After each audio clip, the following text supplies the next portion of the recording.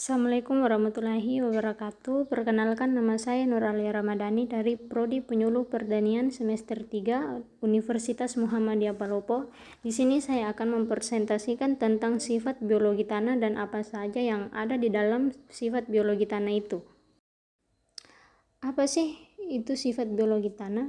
Sifat biologi tanah merujuk pada interaksi antara mikroorganisme dan komponen lain di dalam tanah, melibatkan pertumbuhan tumbuhan, dekomposisi bahan organik, dan siklus nutrisi dalam ekosistem tanah.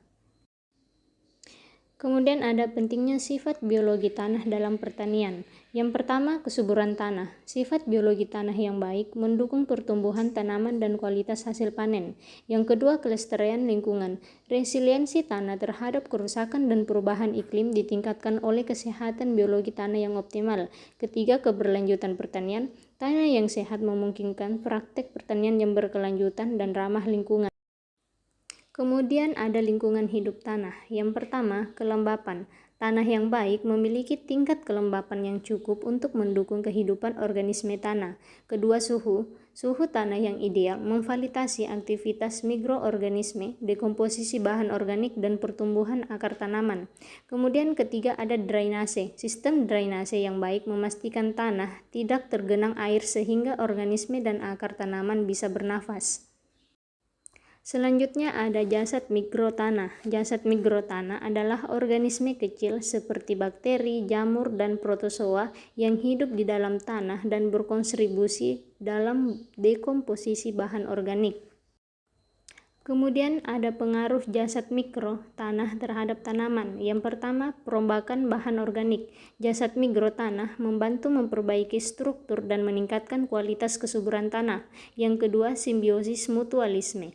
Fungsi mikoriza membantu meningkatkan penyerapan nutrisi oleh akar tanaman.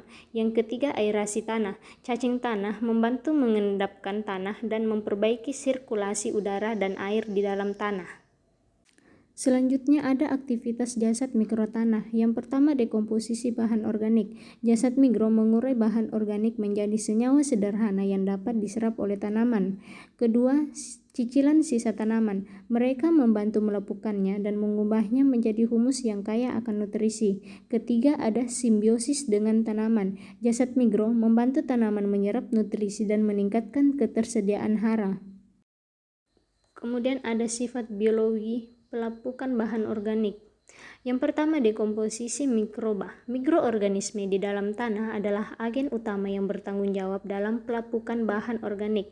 Kedua, decomposition daun. Daun-daun yang jatuh menjadi lapisan organik yang akan didekomposisi oleh jasad mikro di tanah. Kemudian humifikasi. Humifikasi adalah proses di mana bahan organik hancur dan diubah menjadi humus yang stabil. Kemudian ada komponen humus tanah. Yang pertama, organik.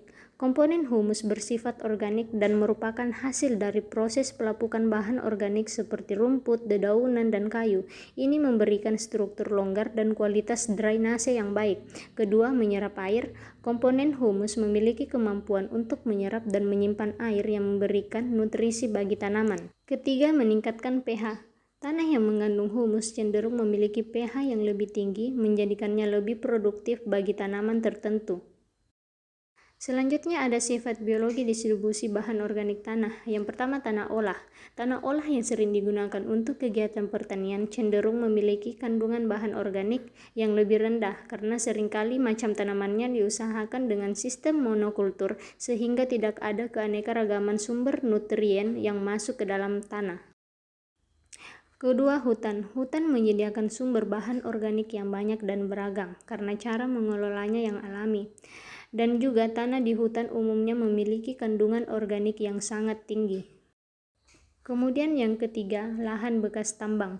Lahan bekas tambang adalah area yang cenderung terdegradasi karena telah mengalami kerusakan parah akibat aktivitas tambang.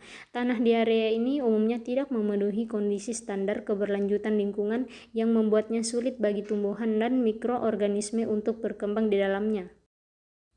Sekiranya itu tentang sifat biologi tanah yang saya bawakan, kurang lebihnya mohon dimaafkan. Sekian dan terima kasih. Assalamualaikum warahmatullahi wabarakatuh.